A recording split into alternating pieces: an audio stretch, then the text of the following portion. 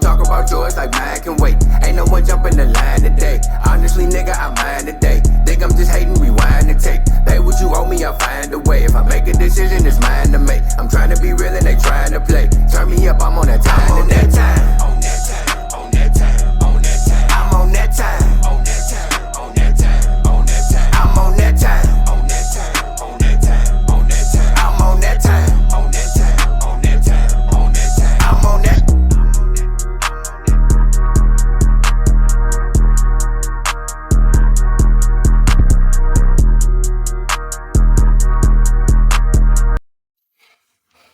Tonight's episode is bigger than music. It's bigger than neighborhoods. It's about two men who came from opposite sides, opposite territories, and when a time where people weren't supposed to cross certain lines. Yet somehow they built a brotherhood, created DreadGang's, and changed their lives. We're going to talk about it: family, pain, loyalty, loss, and music. And what message they have for the next generation. Today, I'm gonna bring to you Kingpin and Neek. Yes, sir. Yes, sir. Hey, finally, we got us here, bro. Like, Neek in the building, finally. I got bro in the building, finally. Finally. That's what's up. Yeah, anybody y'all watch that game last night, though? You know what? You know what, bro? Let's see what it is, though. Yeah, I kind of felt that when I came here. You had the Knicks on. I knew you was excited. Like, so they shouldn't even won the last game for real. Like, a 30-point deficit. I ain't even in sports. You know, I don't be in sports, but I got a chance to check that out. I was pretty spooked, though. Yeah, how you feel about that? They ain't won a championship in 53 years. 53 years. I wasn't even born. How long you been a Knicks fan? They deserve it. Yeah, I've been a Knicks fan since, man, I was a little kid playing video games. Yeah. Started playing with Patrick Ewing, John Starks, and Larry Johnson. Yeah. I can name all of them. You know what I'm saying? That was my stepfather team too, so he'd love to see that. Starks dunked on the boom. I remember that. Hey, I remember that. I don't know why. I like the Jordan, but I don't know. I like the underdog kind of a little bit. You know what I'm saying? That was me. That was me. That's what's up. Yeah, but let's not prolong it any longer. But yo, today we got an episode. We're gonna hear from two soldiers from the streets. That's what I see, you know what I'm saying? I grew up with both of these guys, you know what I'm saying? Neek a little older. Me and him about the same age. Me and Neek grew up in the same neighborhood. He grew up on the opposite side of the tracks, but he was there too. You know what I'm saying? His grandma lived in there, so he had to cross the tracks too. I always tell teacher that. I always tell teacher that when he be like, y'all went in the streets. I'm like, damn, there you was like right there. You know what I'm saying? He just in the heart. Yeah, he was in the heart of it. You know what I'm saying? Yeah. But I stayed on the porch. Yeah, you probably you had to duck some of the same bullets too. You know what I'm saying? I ran home. I'm definitely glad about this interview. I've been anticipating this with bro. I wish we could have got our other brothers here, but you know, it's a place and time that we get us all at the same time. It's been a lot of speculation too. Yeah, shout out Fella and Ice, man. It's been a lot of speculation that DreadGang ain't, you know, we feuding, we ain't cool no more. What? Yeah, it's been a lot of that. Cause I guess because people so used to seeing us together all the time, you know. We grown, we got family shows. Yeah, we got families. You can't be like when we was teenagers and, you know, in our early 20s. So to y'all, DreadGang would never part. We took an oath for this shit, and we brothers was a brotherhood, you know what I'm saying? So that's just what it is. I'm gonna let you have it. Man, so man, this is just, man, you know, starting out, like both of y'all tell us about, you know, y'all upbringing, you know, the household a little bit, you know what I'm saying? And then, you know, the community you grew up in, that little area you grew up in, and how it impacted your lives a little bit, you know. Let's start with Neek, you know, he kind of... Yeah, let's start with first, bro. Like, well, you know, when we first came to Charleston, you know, it was rough for real, you know. Stayed with our grandma, you know what I'm saying? Then we moved in the Ville, you know what I'm saying? No furniture, pallets on the floor. Yeah. No lights, trenches for real, like, you know, yeah. So was it like, was it still like Badland, like? It still had that. I think it still had that Badland feel. Yeah. Yeah, so technically that's like the roughest one of the roughest quarters of Charleston. When people say they came from the mud, from the bottom, it's it's levels. Definitely. Yeah. It's the trenches. I come from every project, bro. Like, Yeah. I'm saying? That's how I didn't understand. I be tripping that now because when we got go our ways, and at that time it was like Vice Lord, GD. I think Neek was probably one of the only few stones in Charleston. You know what I'm saying? So I look at shit like that. Drew. Drew. Yeah. And so to be like, damn, how did I become GD? You know what I'm saying? When I grew up in the Ville. You know what I'm saying? Right. I grew up in the Ville too. Yeah. CC. Yeah. But I came from every project pretty much, bro. I got a mom in the hood, I got a grandma in the Ville, I got a daddy and a grandma in the back project, you know what I'm saying? So I like really a little bit of everywhere. One brother in the household, you know what I'm saying? So yeah, and it's that real that not that silver spoon type of lifestyle, like what Neek say, pallets on the floor and shit. But then we was okay with that, we wasn't caught up off of designer shit and the shit that they, a lot of people caught up off now, being young and shit. Like, then you took what you got and that's what it was. Bro. You know what I'm saying? That's just what it was. So. It was, for real, it was grimier than that, before I moved to Charleston. You know what I'm saying? We had like 10 tubs for, you know what I'm saying, for the bathroom, you know what I'm saying? Buckets, pieces of buckets, you know what I'm saying? So where you from? I'm from Frankfort, Kentucky. Man, I never knew that. Yeah. All these years, I thought, because when I moved over there, you was already there. Right, so, you know what I'm saying? We came early, Okay. 8, 7. Okay. Yeah. I didn't know that, man. I think a lot of people knew But that. so the people who don't know at home, it's from Kentucky, man. Like, yo. Bluegrass state. All that happened in Metropolis for us with the tubs. Yeah. Okay. Yeah. Man, that's what's up. That's why you had that different kind of charisma about yourself. Yeah. Him, his brother, Cool Man, Mo, and y'all always laid back to me. You know what I'm saying? Real laid back. Shout out to Robert and me. Yeah, but they still like that. But them the ones you gotta watch those shit. You wanna cross them though. You know what I'm saying? I used to hear like, man, shit. Fuck with him over there though. Yeah, Neek Neek always Neek still like that to this day, bro. I think that was like before we really just like locked in as a little nigga, you know what I'm saying? I would always see Neek like nigga kept the different pair of shoes all the time. So it was like now like our bro move, you know what I'm saying? Then as you get older, you start seeing the monster in them. You know what I'm saying? Yeah, you young, you high-headed, so you gravitate towards that shit, bro, like for real. So what is it about our town that like let's just say push out into that lifestyle? Because we had the GDs in the hood and the back projects, we had the Vice Lords in the Ville. What kind of push you into that life? Well, from my knowledge, what I know, like, the Ville and like Vine Street, you know what I'm saying? It was always competition, football, whatever. Yeah. You know what I'm saying? Sir, and it always ended into a fight. Yeah. You know what I'm saying? When they come to the Ville, they about 40, 50 deep. And it was vice versa, And we play football against each other, So he had a little more knowledge of it from he do. I never thought about it the way he just said it. He's correct. He's very correct. Very correct about that. Media, Gary Rigney, you know what I'm saying? That's why I said they was at the forefront. Because it was this project versus this project and backyard football and stuff. When we came, because Ice used to stay in the back project, you know what I'm saying? Like, and that was, and man, that's pretty much, that's crazy when you hear bro say that, you know what I'm saying? Because that's exactly what it was. Sometimes you just inherit shit. Like all my family was GDs, you know what I'm saying? And you growing up into your teens and it's a war going on. But the thing of it is, I'm from the Ville, but I grew up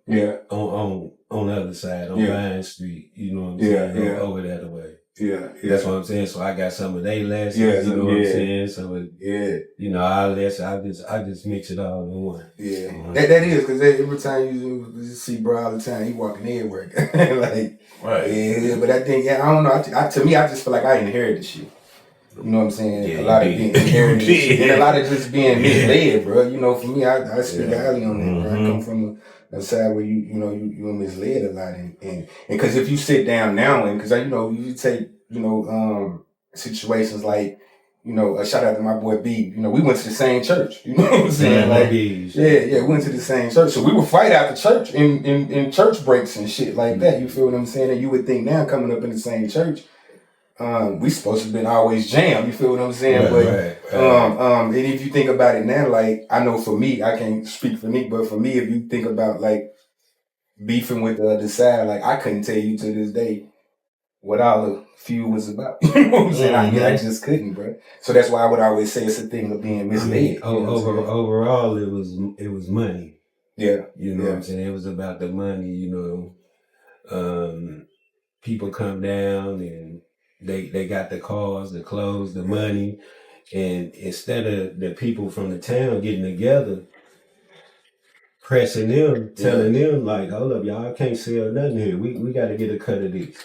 You know what I'm saying? But instead, they looked at what they had, and then he gave them a little something, and now we riding with you. We ain't gonna let nobody touch you. Yeah. So do y'all think any influence from people from Chicago had something to do with how it got violent? Because we being from the country, when somebody from the city came, a lot of younger people looked up and like, them city boys, this is what they do. I got two views on it though. I think it definitely did, play a part to a certain extent because, us being Charleston and small, so you got people from Chicago bring certain shit in. That's where the money comes from. But at the same time too, I done watched a lot of people come to this small town with that city mentality and then make it back home. Right. You know what I'm saying? This is a small town, not knowing that we country there. Like we ain't giving a fuck. But I do think that out of town has had an influence on and I think Neek can speak more about it because it was already divided when I came. You feel what I'm saying? It was more like, Chicago people came down and they told us how they do it in Chicago. You know what I'm saying? This side don't mess with this gang, don't mess with that gang. You know what I'm saying? They shoot at each other. Yeah. We sit around here, the war stories, all that, and there you go. Yeah, and then you mix with a little liquor. Throw some women in the play, because if you look at it now, like Chief, if you think Larry Hoover, people like Jill 49, them, they wasn't enemies. They wasn't in war for real. You know what I'm saying? Like to the capacity where if back then when you seen GD Vice Lord beef, you know what I'm saying, you would. I don't think it was at that capacity with the higher ups where it was just like, man, we at war because of our chief and them at war. You feel what I'm saying? They in prison and shit, and they politicking, together sometimes. You know what I'm saying? Even probably before they went to prison. You know what I'm saying? I mean, it was basically to know. Larry Hoover wanted the GDs to know what the white people knew. You know what I'm saying? That's why it's grow and develop. You know what I'm saying? You grow and you develop. See, he's speaking in a lot of that, and a lot of niggas who run under that don't even know that. Yes. You know what I'm saying? Don't even know that. You're supposed to grow and develop, and when people see you coming together and they see that it's powerful and strong, let's throw dope in there. Let's throw money in there. Yeah. So dope money, people using the dope, people making the money is gonna divide. Yeah. Damn. And so now you got the robbing, killing, stealing. Territories and shit. So when the youth get a hold to it, they not really understanding what the real meaning to the letters. You know what I'm saying? What they really mean, and they take it. Yeah, that's why you gotta go to the essence. You gotta go to the beginning. Meaning you gotta do your research. If you don't do your research, you ain't gonna. If you don't know where you come from, you ain't gonna never make it the way you go. Yeah, Mm-hmm. that's facts. I most definitely feel that.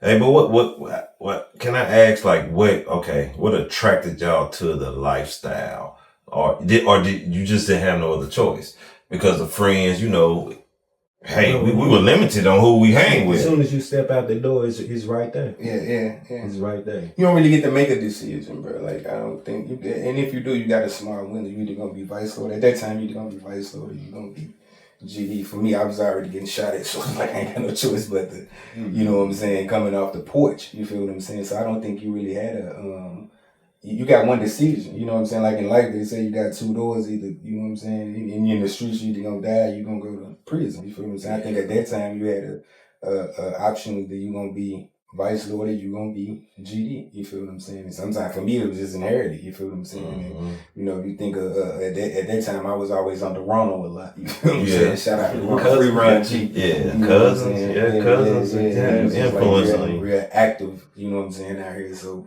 it just inherited, bro. You know, it's a lot of fakes out here. Definitely, you know what I'm saying? Definitely. A lot of snakes, you know. Definitely, Cameron said, lions, tigers, birds, That's a pet peeve of mine now because me and Nick always talk about shit like that. Like, that was one of the things I had to, I think that got me off social media, you know what I'm saying? Because I got tired of seeing dudes who wasn't living that life, but who don't know, like, you know, we lost people from this shit, you know what I'm saying? Just for y'all to come water down. Like, some niggas weren't even really out there in the midst of the war, but they had brainwashed their kids to think they was really active and they played with this shit, you know what I'm saying? And so you see them now and it's like, oh, I do this, I get, niggas know how I get that. I hate that saying for some, when some people say that, niggas know how, I don't know how you get that, because I ain't never heard that, you feel what I'm saying? So I think they toy with it a lot when it really cause, I think I got PTSD from the shit, I mean, you feel what I'm saying? So it just really wasn't a game, and I think a lot of niggas now, even some that was probably in my age bracket that wasn't really out here, but it's easy to play like they was out here now. You feel what I'm saying? Like, shit was dangerous then, bro. So what's going on now? The people they faking it. Yeah. They really are. You're right. Definitely. And, you know, and it's only so long that fake thugs can pretend. That's true. You will be exposed one day. Yeah. You might fake it for 5 years. You might be in a situation when it's just you. You ain't got a crew to be tough behind. Yeah. What you gonna do when you by yourself? Yeah. So any point in time that this, you know, back in the day when the beefing was going real heavy, I know it's an age difference between y'all two. What did you think of him and what did you think of him at that time? I tell this story all the time, bro. Like, I would see Neek all the time. He was just still the same way he was, like, just chill and come through it all. It's just his whole aura, how he moves, like, you know, he cool. You know what I'm saying? I agree with that. But as I grew older and before we just like really jamming just for the camera, we've been jamming over 25 plus years, man, like 25 years, man. You know what I'm saying? But at that point, we would, you know, I would see him. You know what I'm saying? We'd been around each other, but talking to him, it was like. It was more educational, like it was more, you know, I come from a to death do us part, nigga. One life to live. Yo, look. Yeah, I say dearly beloved. I'm married to the streets. I vow to give my all till the day they bury me, and I say dearly beloved. I'm married to the streets. I vow to give my all till the day they bury me, and I say dearly beloved. Give my all till the day they bury me, and I say dearly beloved. I'm married to the streets. I vow to give my all till the day they bury me, and I say dearly beloved. The street corners, the blocks, AKs, the Glocks, lemon squeeze, that 9mm, that's spitting shots. Street sweepers, just me and my girlfriend rolling with me. All lies against me, plastic black semi, cornerstones, I'm home, that the builders rejected. God saw it was good, now DreadGang's elected, living by that law. Any nigga can get it. Playing with me, you flirting with death. Promise I'm with it. Ain't a killer, don't push me. Can't be crossed by no pussies. Tight jeans and thinking it's gangster, you playing pussy. Faking to get you killed, especially if you ain't trill. Playing with pistols, tripping, and that ain't how you live. When you fidget and catch it, shooting shit, spitting rapid. You was looking for drama, turned out you was the tragic. Heart is something you lacking. Have him asking what happened, or he just said a couple of words and started blasting. I'm married to the streets. I vow to give my all till the day they bury me, and I say dearly beloved. I'm married to the streets. I vow to give my all till the day they bury me, and I say dearly beloved. I'm married to the streets. I vow to give my all till the day they bury me, and I say dearly beloved. I'm married to the streets. I vow to give my all till the day they bury me, and I say dearly beloved. 10 toes when I stand, I don't need hitters, yeah, they on hand. Nigga get to talk too much to try to spread his wings. I send a block at you, quit playing. And where that chopper catch you gon' land. Streets ain't got no love, so what you saying? Nigga say he got heart, I got a heart too, and I wear that bitch on my hand. You cats wanna throw them things, we can dance. Nigga think a shoot a pistol, he a man. Fuck around and miss one with the wrong nigga. He at your mama house, quit playing. Nigga hopping from the streets, you from a dirt road. I'm with the big bulls and the goons wrong. Get your shit pulled, no tombstone. It's a piece of cake to get your dues gone. Niggas dread gang, that's on everything, and on everything, this ain't what you want. Cause when the dread gang gets your head, man, you lose everything, acting what you don't. No patience, nigga, I won't tolerate it. I been up this, you just obligated. You don't like it, nigga, you probably hate it. What's an underdog when you overrated? Fuck a lame nigga, that's an understatement. This is real life underestimated. Full of bullshit like it's constipated, and I die for man if you try to take it. Fuck a lame nigga, that's an understatement. This is real life underestimated. Full of bullshit like it's constipated, and I die for man if you try to take it, nigga. I'm married to the streets. I vow to give my all till the day they bury me, and I say dearly beloved. I'm married to the streets. I vow to give my all till the day they bury me, and I say dearly beloved. I'm married to the streets. I vow to give my all till the day they bury me, and I say dearly beloved. I'm married to the streets. I vow to give my all till the day they bury me, and I say dearly beloved. I come from a lot of and I don't bite my tongue when I said I was misled a lot, you know what I'm saying? So I was young, so when I, get to sit down and rap with Neek, it's like this nigga would have you out the conversation with him. He'd have you ready to take over the world, ready to drop anything that come your way. And I was a high head, so you know what I'm saying? He was a nigga that humbled me, you know what I'm saying? So I always had mad respect. I say this story all the time about bro. Before we jam, I remember it was a situation in the middle of the beef, you know where I'm going with this. And, we like 50, 60 deep at Lincoln School, you know what I'm saying? This was the first time I was like, yeah, I'm fucking bro, you know what I'm saying? Because it's like, he like 50, 60 deep, you know what I'm saying? At Lincoln, it's a situation happened. It's like, these SKS, 9s, everybody strapped out here, Mossberg, pumps, everything out here. And here this nigga coming in Chevy, you know what I'm saying? And he pulled brown Chevy. I remember brown Chevy. I remember that. He blowing mad as a motherfucker, blowing ready for war. And I'm looking at this nigga like, yo, I wasn't going. I at that time I still had a lot of respect for him. You feel what I'm saying? So I knew my gun wasn't gonna raise to him. But I was like, yo, I started seeing this nigga out here. I'm like, this nigga crazy, bro. Because it's like, yo, this nigga ain't got no sense, bro. Yeah. Like, everybody strapped out here. He blowing fuck y'all, woo this. And I'm like, oh, this nigga ready to die. But when I started seeing how, and then remind, there was some shooters out right. Some hitters out there. You know what I'm saying? But when I started seeing how the hesitation towards coming at him, and even some with the respect that they had from him coming on the other side, I was like, oh shit, this what it is. Cause you never really heard about me picking with nobody. No, right, you're right. So when he come for, it was like, it's a problem, you know what I'm saying? So that was a thing for me, and being young at the time, I was like, oh shit, like that's some gangster shit, you know, crazy. Yeah. Crazy stuff. Respect all free now. Yeah, definitely. I think he always think I was a high head though. I always think I was a high head, then I probably was, you know what I'm saying? So it was just a with me, I just saw him, and I can like kind of read shit, see through shit, and I can see him on. You know what I'm saying? You know, there's all that, and that's what grabs me to him. Okay. And, that nigga saved my life, yo. but nah, you know, with Mills though, yeah, I just used to see him, you know, and for real, I saw him getting misled for real. Yeah. That's what it was. Yeah. And, you know, and I just got around him, talked to him. He listened. Look at him now. It was crazy though because he was like, He the only one that did ever listen. And you know, the thing of it is we can't save the world. You know what I'm saying? No, you can't. If you save one person, you done your job. Yeah. Cause I don't feel like nobody could have reached me like that. You know what I'm saying? At that time of being just high-headed. Like I always felt like in the streets, you gonna go to prison or you gonna die in this shit. Like ain't no, you know what I'm saying? I remember we was around, rest in peace, Chris Cooper, you know what I'm saying? But she told me one time, me and he was in the car, and she looked at us and she was just like, man, you around the right person.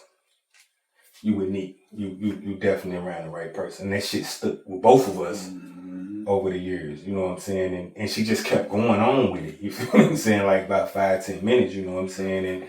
And at that time I was, you know, our bond was developing at that time. Cause even in the midst of war, like, Neek was never nobody I actually ran across or tried to, you know what I'm saying, to shoot at or no shit like that. Like we never had them type of encounters, you feel what I'm saying? But I always knew he was just like, this nigga ain't nobody to play with. You know what I'm saying? Like, and I liked it that, you feel what I'm saying? I liked it that, you know what I mean? But yeah, when Krista told me that shit, it was like, and then you know been around it. To be around him is to know him, you feel what I'm saying? Like, dangerous as fuck, you know what I'm saying? I don't say that, dangerous as fuck, but he gonna give you some real shit. And then bro taught me a lot, you know what I'm saying? With my highest honor, like everywhere I go, you gonna always hear me, even when he ain't there, you feel what I'm saying? Like that nigga saved my life, bro. Yeah, you know, you don't start it, you know, I just finished it. I ain't gonna start it though.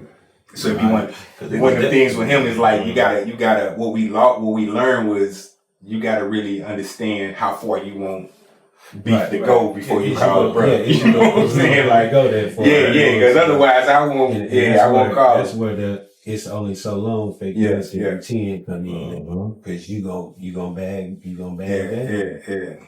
Cause he was definitely one of the coolest. Me watching growing up in the projects, him and his brother, Cool Man Morris, with toothpick always in his mouth, and shit like that. They were like, these dudes, so lame. They still like that, bro. Shit, man. It's just cool, you know. But at the same time, it's dangerous though. They to follow you, man. Dangerous though. That shit to follow you, man.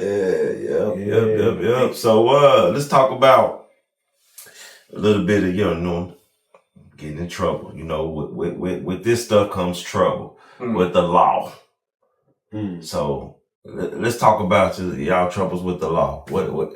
Tell us about a time with the law where y'all got in trouble. Together? I mean, no, without. You know what I'm saying? Y'all coming up. Tell some stories. We want to hear these stories, bro. It's just a lot. I stayed in trouble. You feel what I'm saying? My time when it was my time to be off the porch, like, you know what I'm saying? I did a lot of the shootings. Like, it was crazy because I would get picked up for so many shootings. You feel what I'm saying? We'd be in the house.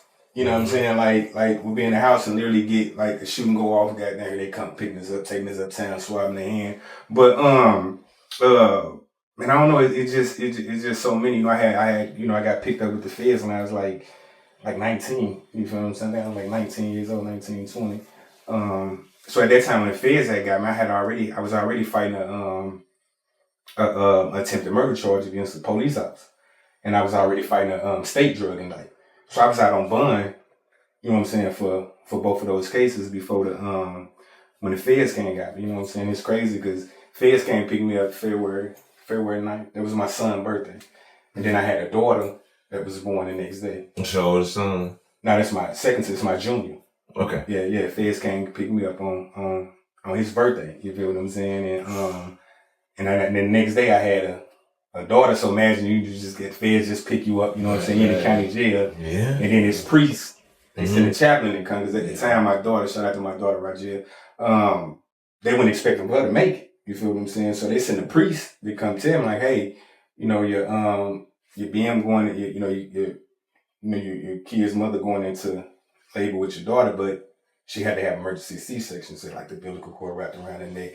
And the pre-chaplain telling me like they don't know if she gonna make it. You feel what I'm saying? And I'm so fucked up because I'm in the feds. I got kids out there. They just picked me up on my son's birthday. You feel what I'm saying? And then I get this news. You feel what I'm saying? So they kept me in like a cell, like suicide watch. You feel what I'm saying? For a couple hours until I guess they found an outcome of what happened to my daughter. And finally they came and was like, "Yo, congratulations. You had a daughter." But at that point in time, I'm sitting there for like, damn, I'm finna have this daughter. They don't know if she gonna make it. You know what I'm saying? So my daughter's name supposed to have been Heaven because of that situation, but somehow she ended up with right jail. And then it just started trickling down from that. You know what I'm saying? I was out on federal bond. I got all these cases. You feel what I'm saying? It just wasn't, it wasn't stopping. You know what I'm saying? And it's just one of those things that actually I think that they kind of come with it. I never caught a case doing stupid shit though. Okay. You feel what I'm saying? Like I never was like stealing and just like stealing cars and those shit. Like I was infatuated with music, bro. Like, and I always had a dream I always wanted to be. I never even wanted to gangbang for real. You feel what I'm saying? But when that first bullet passed your head, it's like, it's war. You know what I'm saying? Like, it's war. But I never ever know shit I wanted to do. But I always figure like trouble follow you. Right. You know what I'm saying? And but me and you was boosting cigarettes though. Yeah, we was. You know what I'm saying? So that's the thing. Like we actually boosting cigarettes. Yeah, we was. Man, was making money out this shit. We boosted cigarettes. So if you talk about like, I think we knew how to take their business and make it our business. You know what I'm saying? Because there was a point in time where I'm like, proud of that, by the way. Yeah, I am because they was spending us 15 hours. That's true. So yeah, but that's what the trouble was with me. I know bro probably got again we can go down a whole list of charges and shit and situations I done had, and I'm sure his list gonna be a little longer than mine. You feel what I'm saying? But I just think at the end of the day when you in the streets, it comes. No matter what something gonna happen. It just comes. Something gonna happen. Something happen. So you got to. You got to. Murder come with it. All type of shit come with this shit. Yeah, it is. It be crazy situations I can think of. If you want to tell the story, I can think of, without saying names and shit. Like I was with bro when he caught his attempted murder charge. You feel what I'm saying? Like, we was literally like somewhere chilling. You feel what I'm saying? I'm gonna let bro take over the story because it's a point in the story. Somebody had to be messing with you. I know they did. Yeah. Way in the world you just going out there starting. I know I've been knowing you. You ain't did nothing like that. And bro highly into the Bible too. You feel what I'm saying? Right. Like if people don't know, like bro know that Bible, bro, and he very religious. So it's a situation that happened on the way before he caught his case. We was literally chilling. We was chilling. You know what I'm saying? Like, and I get a call. I ain't gonna say from who, what, when, where, but I get a call like, hey, don't go to this party. You know what I'm saying? I heard such and such say this, and I'm telling bro like, nah, fuck that. We ain't gonna, we ain't gonna go to the party, bro. As soon as he like, cause Neek one of them motherfuckers that you got to second guess before you call him. Like, if I'm beefing with somebody, it's been times where I done had beef and I didn't tell bro about it till after because I just want to fight. I'm just gonna whoop his ass. You feel what I'm saying? He gonna have to whoop my ass because I know if I call bro, it's gonna go another way. He really on that. And you might not want to go there for it. You know He's really on that. And so we don't really call. People might think like, you know what I'm saying, we get out. We don't call. I would probably call fella Ice, you know what I'm saying, before I call. And they ain't shit to play with neither, but it's just gonna go another route when you call, bro. So we don't really we try to avoid having to call him. It's gonna go another route. Every time, for real. But yeah, I was with bro when he caught his case and shit. Man, they say it's warnings before destruction. Yeah, and we self-destruct ourselves. Before all that happened, me and fella, we was talking to an African, and he telling us how, the devil sent people to try to block me, Whole time I'm off that Uncle Paulie. Uncle Paulie, Uncle Paulie, that's a good one. Shout out to Paul Masson. They should have gave us a sponsorship. Uncle Paulie. Yeah, go rap about that. But I was trying to get away from him quick, because I was trying to get, go where we was going. Yeah. So I'm telling fella, let me get the key. Man, give me the keys, And, you know, he ended up giving me the keys and I dipped. But when I dipped, I rode by a church. And I rode by it slow. And something was telling me to stop and go in this church. I'm talking about like 12, 13 times. Like, stop and go in this church. I just looked at it, rode slow. Soon as I got past it, everything went fast. Get in the party, I went in that motherfucker 3 minutes. Yeah, shit went left quick. And everything went crazy. Wow. Cause I know I'm that fast. Coming out that motherfucker and that's why I said that warning before the Yeah. structure. I got a warning, something was telling me to stop and go in there. And, yeah. But the thing, God knew that he already knew that I wasn't gonna stop. But he gave me that warning before. Yeah. And see, the thing of it is, God tried to reach you out here, but there's so much going on to where you ain't got time to stop and listen. Yeah. So, okay, God didn't put me there. I allowed myself to get put in there. Yeah. But he allowed it to happen. Yeah. Because he already knew this the only way I'm going to reach him. Now I'm in here. Can't nobody come get me out. Can't call nobody. Now it's me and him one-on-one. Now I got time to listen. Now I ain't got no distractions. Right. That's deep, bro. Yeah, definitely. That's deep. Crazy situation. But before I even went to jail, I had a dream that I went to jail, but I didn't know what I went for. But I beat my case all in the end. So when I was in there, that's why I wasn't worried. I was having dreams in there that the gate just slid open for me to walk out. And all in the end, walked out there, motherfucker. That's what happened. Shout out to you for that.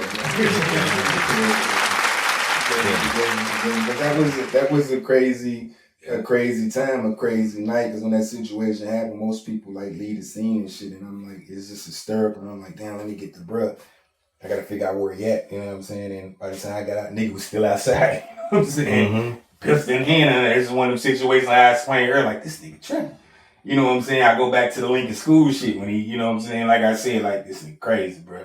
And I remember coming out, you know what I'm saying? And I'm like, damn, I gotta get the bruh, but you got somebody shot and you got bruh still in the middle road, pistol in hand, you know what I'm saying? Right. Like, yo, but I remember we finally did like get out to ourselves and shit. And I was on federal bond at the time, and it was just so much that was going on. And I remember looking at bruh like, we going to jail. You know what I'm saying? We going to jail. And it was probably like a couple of days after that. Bruh, they ended up locking bruh, and then a little while after that, they ended up, I ended up getting my bond snatched, and I get my federal sentence and shit. So we was out the street. We didn't really get to communicate with each other for like 2-3 years. I think after that. Yeah, so during that time, I was there, I'm neutral from everything. People get killed on both sides. Yeah. We had murders happen on both sides. And y'all being cool like y'all are, how did y'all like kind of protect each other from anything happening to each other, because y'all had nothing to do with it, but y'all can't control the people on this side and that side. How was that? And they feel like, man, yo, you mess with dude, like it's anybody, we don't care. If they from that side, we gonna get them this side. Man, how did y'all look at that? That's when you gonna have to stand on business, you know what I'm saying? Loyalty. Yeah. I can't cross him out because For me, I think it is when you know real shit. You know what I'm saying? And like a lot of times when those war was going on, there's beef like that in situations like out the gate. It's my brother. You know what I'm saying? Like, right. You know what I'm saying? And to know him is to know him. Like a lot of shit that go on. Like even Neek he was just one one-sided person. It was some flower shit on his end. He ain't afraid to speak about it. You know what I'm saying? But being around somebody like that I'm on the truth side. Yeah. You know what I'm saying? And so when you know that, man, he ain't got nothing to do with that, you know what I'm saying? And you develop this bond with somebody to, it's just bigger than friendship. It's loyalty. I love this nigga, you know what I'm saying? So I know he ain't fucking nobody. So, it's like you make a pact. that, like I said once before, me and brother made pacts to the point where some motherfuckers couldn't stomach. You feel what I'm saying? Yeah, because for him, I'm a slide. You feel what I'm saying? Like, it didn't matter, because at that time you start seeing that even on any side, everybody who say they GD ain't GD, everybody who say they your partner ain't your partner. You feel what I'm saying? So you start seeing flawed shit. You feel what I'm saying? Right. And you know, you only see that, and don't mean to cut you off. No, you cool. You cool. You only see that in the end. You know what I'm saying? After everything that happened. Yeah. You know what I'm saying? In the beginning, it's 40 deep, everybody real. Yeah. You know what I'm saying? And we believe you because an episode haven't happened. It's easy to say. You know what I'm saying? So I can only believe you until I see otherwise. Yeah. You know, and then you start seeing who was hiding behind the crew. Yeah. You know, you know, you start seeing all type of stuff. Yeah. But it was never a time where I felt like we just never questioned each other. You know what I'm saying? Whatever. Because after a while, you know, and it ain't even a thing about age, it just becomes wisdom. You know what I'm saying? This is somebody who, because I always tell, you know, I was just telling a homie of mine the other day, and I tell my sons, you know, you got to be around people who pour into you, who believe in you, you feel what I'm saying, and who not misled. You know, coming up in the streets, I've been misled a lot, you feel what I'm saying, and then you stick your life on the line for certain niggas, and then you really see the real them, and you realize, like, man, this nigga fake as fuck, you know what I'm saying? I could have got killed. I could have got killed, you know what I'm saying? Riding for a nigga who really, you know what I'm saying, fucked up, you know what I'm saying? So you start seeing a lot of that. But then when you're around somebody and you know this nigga 100% real, you know what I'm saying? We all flawed, just human beings, but... And you know, that's what I try to do. Soon as somebody do some fake shit right there, that's when I show it to them. Exactly. You see how he done that right there? You see how he You know, that's how I try to teach it. You know what I'm saying? Soon as it happened, show it to him right there. Instead of telling it to him without him seeing it. So it wasn't no question of if you came for Neek, you definitely, I don't think at that point, I didn't give a fuck what you was. Like, this nigga we showed each other who we was. So, you know, and it's that bond to what, right or wrong, like, I don't fuck who you was, like, you cross in, you know, you got, it ain't no question, am I gonna stand up and stand in it, like, I'm front line, you feel what I'm saying? Right. Somebody that saved my life, just on some real nigga shit, you feel what I'm saying? And to, like you said, I seen this nigga being misled, you feel what I'm saying? So to sit me down, cause he could have been like, man, fuck me, we on opposite sides, you feel what I'm saying? We on opposite sides, but this was somebody that, like, you could come pick me up every day. We on the phone talking. I'm in the midst of all these cases and shit. You feel what I'm saying? And yeah, so out the gate, I was gonna just stand solid with bro because I know he didn't fuck with nobody. If I couldn't defuse it, and then, you know, I never gave him a gun. I never told him to go shoot at none of that. You know. So from my observation, growing up with y'all, when those things took place, I know it was like, it was, to me, I don't know, it was more people affiliated on your side than this side. How did you handle that scrutiny of you being with him at that time? You know, it was like I know they kind of drug you a little bit. Definitely. You know, because I heard little things. Definitely. How did you handle that?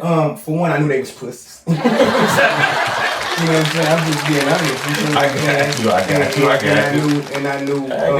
And I knew they knew that you could say a lot, but you know, in this setting, whether they're around partners or they chick, it's easy to say, no, I don't fuck that nigga. Cause I did deal with like, oh, he flipped, he wooed this, you know, they dragging my name in at the same time. What they didn't know was Neek was saving them. You know what I'm saying? Like, exactly. Cause I felt like I had a hit list at some point. Like I wanted to get everybody, but yeah. So it was definitely that a thing. He flipped, you know what I'm saying, and woo this. But again, I knew they weren't gonna stand no business. You feel what I'm saying? It be some shit you didn't. It's painful because you know a lot of times it's still niggas to this day that still what's up kid don't even know I know you done said what's about me at that time. Right. But then you start realizing that sometimes it ain't even that. It could be the small. It could be about a chick. We just put that in the M. Yeah. You just pop it in the clip. You know what I'm saying? Because sometimes niggas had different rim. We would hear shit. It was just kind of laugh about it because the thing of it is, and this ain't no tough boy shit, but this 100% factual speaking. You knew you weren't gonna play with me. You knew whatever you said about me or any of my brothers, you feel what I'm saying, that you weren't gonna address it to us. You feel what I'm saying? So we used to hear shit all the time. Which would make you a beast. Yeah. You tell other people you can't tell them. Yeah. And they didn't know that. You know, I don't even look at that. I know you ain't real from just that. Yeah. Because at that time, it was for real. Because at that time, it was like when we linked, it was niggas weren't really, you didn't have cliques. I think we was probably like the first set of niggas that was really start being in that clique mode of coming from the opposite side. Yeah, so, definitely was. Yeah, definitely. Being linked on gang. So it was definitely a lot of. I'm gonna say it was a lot of because we never had a motherfucker to play with us just outside. You feel what I'm saying? Like, you know, come in my face and play. A lot of shit we would hear, you know, I can see it now from some of the old ladies. You know what I'm saying? Like, we used to be our old ladies, niggas, just in case. But for real, that's just what it was, bro. But definitely, it used to be. We used to drag my name and like, damn, this nigga flip, this nigga this. You know what I'm saying? And I mean, they had to. If I knew I wasn't gonna come, niggas know when you stand on business. You feel what I'm saying? So if they know they're not gonna play with you in the physical form, what else they got left to do? Let me go try to tarnish his name. And they was telling their old ladies like shit. Like that's how we would hear a lot of shit through females. Yeah. They definitely gonna tell your ladies, but they ain't gonna stop her from fucking with me and my partners and no shit like that. They definitely and they would tell your ladies. They would never and it wouldn't say that we was trying to be somebody that was bad. I knew bro was gonna stand on business and I knew I was gonna stand on business. But I also knew that what we was trying to do and what we was headed. You feel what I'm saying? And at that time, again, like I said, a lot of niggas weren't clicking up from the opposite side. So we did, and I'm sure bro probably caught certain shit on his end, like for us being around me. You feel what I'm saying? Did you catch any slack? Yeah, you know, I heard things. Yeah. So you know, like I said, I can't, you know, I just be caught up in between friends. Yeah. I can't help it who I know. Yeah. You know, Bro, you was a little spooky. I ain't gonna lie to you, man. You was a little spooky, man, back in the day, bro. You was too quiet, man. That's spooky. When people quiet like that, don't know what they thinking. They can't pick your brain. They're like, what's wrong with this nigga thinking? Yeah. You know, so you know, you was spooky. Yeah, people told me that. Yeah, and you gotta think we was like jamming in the middle of niggas was still losing their life and getting shot and shit. And, you know what I'm saying? Right. You got us. You know what I'm saying? And so it was definitely some crazy times, but that's where being a man come in. That you the man that mouse. You know you don't stand on morals and principles, and you start seeing real. You know but you know you can't keep. How long we gonna keep gang bang? Yeah, definitely. You know, we got to stop it at some point. Yeah. Man, but it's still people out here. I see old still throwing up the signs and just super hard. Like, yo, man, we ain't. See, they grown and they ain't learned. Man, what the That's a Be Serious verse right there. Y'all still putting that first before your family. Them and see your future. Yes, man. That's wild to me. That's super wild to me. Oh, okay. So let's talk about Dread Gang. The origins of it, what it means, and how many members, and what y'all were doing with it. You want to take this one or you? I mean, you know, like I revealed last time in the interview, you know, Dread Gang it's our culture. You know what I'm saying? It was to be 100% pure. Me and Neek had to really just kind of sit down and make sure that, you know, we paid attention to it because it was easy for people to take it and make it into something else. Yes, sir. We could have had 1,000 members, you feel what I'm saying, if we was moving a certain way. You feel what I'm saying? Like, and then they would have took it and made it worse than what the vision we had for it. You feel what I'm saying? But it was like I said in the last thing, it was, you know, when you look at our dreads, bro, you know, you can't go get a perm today and then get dreaded tomorrow. You know what I'm saying? Right. So it was our hair is 100% pure. So the whole thing of Dread Gang was to be 100% pure. Anybody could have been Dread Gang if you was on the same page we was on. You might, and it was to grow. It was to be yourself. You didn't even have to come around us, and we did a lot of things. Just, you know, you had certain people would come around us and try to impress us with, man, I do this and I do that. That wasn't the culture what we was trying to do. You know what I'm saying? We wanted you to be yourself. You feel what I'm saying? Because there's so many times people being in gangs or around cliques, and that's how you got a lot of youngsters or people in jail now trying to prove that they something that they probably really ain't. Anybody can kill somebody. I would say that anybody can kill somebody. Man, you might not can't stomach it. You know what I'm saying? And because that's why you get a lot of people, you know, these people kill themselves and then Because today is different. Like people kill, murder some motherfucker, go right in there and tell them themselves. And then you come home, they got a bunch of, he was a real nigga. He doing a 30, 20-year sentence and y'all call him a real nigga. But when you look at the root of it, he's sitting here and he told him himself. You feel what I'm saying? When he just could have been himself. You feel what I'm saying? I ain't gonna look at nobody and say, I'd have been on plenty of missions. You feel what I'm saying? And if you come to me, I'm like, yo, let's slide. And you say, nah, bro, I ain't trying to get it. I'm not looking at you like you stupid. Or like you a scared ass nigga. You feel what I'm saying? I respect you more of telling me that this ain't the road you're trying to go down. And this ain't what I'll fight though, bro. But I ain't trying to kill him. But I respect that more. And I think that's the whole thing for Dread Gang. We wanted people to be themselves. You feel what I'm saying? And we at one point we started. You need dreads. Yeah. You need dreads. A lot of people thought you had to have dreads. No, it was to be yourself. You know what I'm saying? I don't give a fuck if you a motherfucking nerd and goddamn it, and you okay with being who you are. You Dread Gang because you pure 100% pure. Uncut. Pure uncut. You know what I'm saying? So it's to be yourself. You know what I'm saying? You ain't this person that from 7 to 3, you this person, and then from 3 to 12, you somebody else. Like, nah, it's to be you all the way around the board, to be yourself. And we accept you for that. You feel what I'm saying? We accept you. They gang banging at breakfast. Yeah. And then the situation happened, goddamn. Now all of a sudden you trying, I'm done with this life. It's just getting heated. You know what I'm saying? It's just getting started.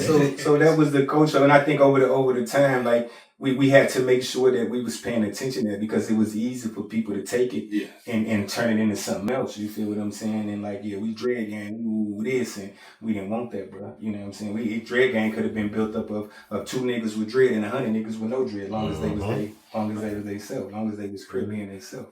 And that was our whole goal for it and our whole mission for it. Was it successful? Definitely. I think so. I'm saying? I definitely think so. Because, like I said, it was still at the beginning. Yeah. And we was catching a lot of shit in the midst of it. Once you start doing, we done teamed up with y'all. I was just about to say, man, talk about some of the things y'all did for the community. Man, talk about some of that because y'all did a lot for the community. People think. Well, let's just say y'all sitting in front of 3 people right now who, at one point, for a while, it wasn't a Labor Day no more, right? It was not. It was not a Labor Day. It was not. You know what I'm saying? So y'all sitting in front of 3 people who, when we came together, it brought me back, yo. And we never really, we don't. I wish I could relive that moment. Yeah. That Labor Day. Yeah. Oh my God. Yeah. And then people after that is like, because at one point people tried to separate us, you know what I'm saying? Yes. Cause the version, and then that's when people step in and they, they start taking credit for something that we built, so we talk about the Labor Days. We talk about, we had daycare for a day. You feel what I'm saying? Where Cuss for a cause. Yeah, Cuss for a cause. Yeah. And the daycare for a day event was we just get this building, feed the kids. You can drop your kid off if you want to sign up for school, maybe go pay some bills. Maybe you just need a break. Go grocery shop. When you just needed a break for your kids, we got a building and shout out to the people that helped us, to watch over the kids and feed the kids. And we just allow people to, drop your kid off to us for the day and go do whatever it is you need to go do. You feel what I'm saying? And that was a success. We even gave out shirts that we had all the kids with shirts on that day when we did this daycare for a day. And then we think about the first Easter event. Y'all had a big Easter. Y'all had a big Easter event. Yeah. I remember that. That was dope. That was very dope what y'all did for Easter. That was very dope. Y'all started the trend. Yeah. Once y'all did that, other people start piggybacking off what y'all did. Yeah. I just want y'all to know that people start. But we gonna get it. They did that, then ain't. Yeah, we can give it even more in tune than that. I'm biting my tongue, but some people we allowed to take over certain events. That's cool. Like here, y'all super cool. We'll let y'all open the doors. Yeah. Mm-hmm. Yeah, but to the it's what you gotta what reason is you doing it from? Yeah, you gotta add the right reason from the heart or Mm-hmm. And I think a lot of people was like because we never really. I don't think we even patted ourselves on the back like we should. It wasn't about the clap. Right. It was. You know what I'm saying? We definitely didn't.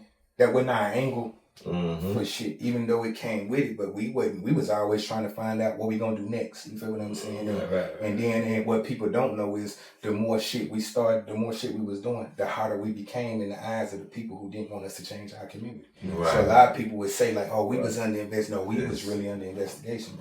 You feel what I'm saying? And a lot of people don't know, but we got recordings. You know what I'm saying? Like, true story. Me and Neek chilling one day on the side of my grandmother's crib. You feel what I'm saying? And you can sense shit. You feel what I'm saying? You can feel that.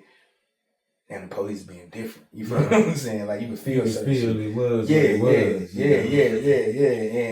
And we would talk about it all the time. And this particular night, man, that's why I say we do have a powerful God, and when you're doing things right, and you know, because Neek was always in the Bible. He used to be on me a lot, man. He even getting his book. But I feel like I'm gonna get educated because he gonna always pour it in me. But this particular night, we was chilling on the side. I think we just had left an event. I think we had just left an event or some shit, and you know, the police just like one cop just rolled up on us, and he get out the car. You know what I'm saying? And he talked to us, and actually him talking to us, he came and he brought up the conversation about my daughter. You feel what I'm saying? Because when my daughter mom passed, you know, that's a different conversation. But